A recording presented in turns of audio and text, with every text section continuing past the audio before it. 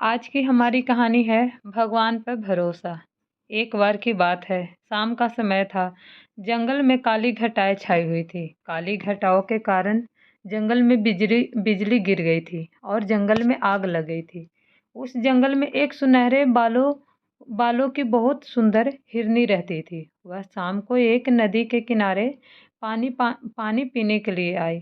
उस समय उसने नदी के अंदर अपनी चिंता भरी परछाई देखी। उसके चेहरे पे चिंता दिख रही थी, क्योंकि जंगल की आग में उसका घर जल चुका था और उसे अपने बच्चों को जन्म देना था। वह हिरनी 3 महीने से प्रेग्नेंट थी और उसे प्रस्तुति का दर्द भी होने लगा था।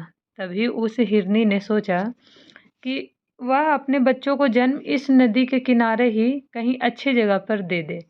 अचानक से हिरनी को नदी के किनारे झाड़ियों में से कुछ आहट सुनाई दी। तभी उसने अपनी तिरछी नज़र में उस झाड़ियों की ओर देखा तो उसे एक परछाई दिखाई दी। उस झाड़ियों में एक शिकारी शिकार करने के लिए अपनी बंदूक में गोलियां भर रहा था। वह उस हिरनी का शिकार करने की सोच रहा था। हिरनी पहले से ही बहुत घबराई हुई थी और उस शिकारी को देखकर और घबरा गई। हिरनी ने मन ही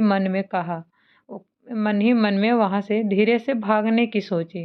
जैसे ही वह भागने लगी तो उसे आप अपने सामने अपनी मौत को खड़े हुए देखा।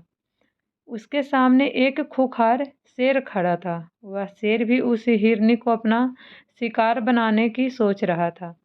हिरनी ने चारों तरफ देखा, जिसमें एक तरफ वह शिकारी, दूसरी तरफ शेर, तीसरी तरफ जंगल की आग और चौथी तरफ वह नदी। हिरनी चारों तरफ से घिर चुकी थी। उसने मन ही मन सोचा, इस नदी को पार करना उसके बस की बात नहीं है। पीछे जंगल की आग है, एक तरफ शिकारी उसका शिकार करेगा और एक तरफ शेर उसे अपना भोजन बनाएगा। हिरनी ने बहुत सोचा अपनी जान बचाने के लिए, लेकिन कोई रास्ता नहीं मिला। फिर हिरनी ने मन ही मन सोचा कि मरना ही है तो डरना किस बात से। मौत चारों तरफ है, अब तो शान से मरेंगे। मानो उस हिरनी का दिमाग सटक गया था।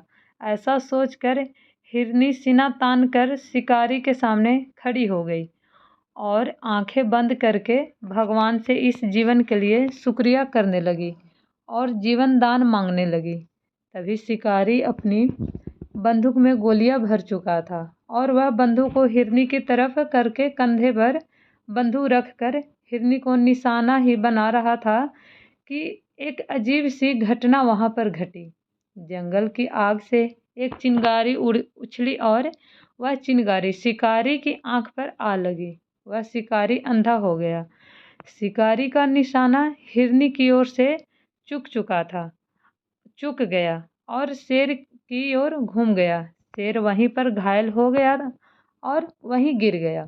बिजली की गर्जना के साथ वहां पर बूंदों के रूप में बारिश होनी शुरू हो गई।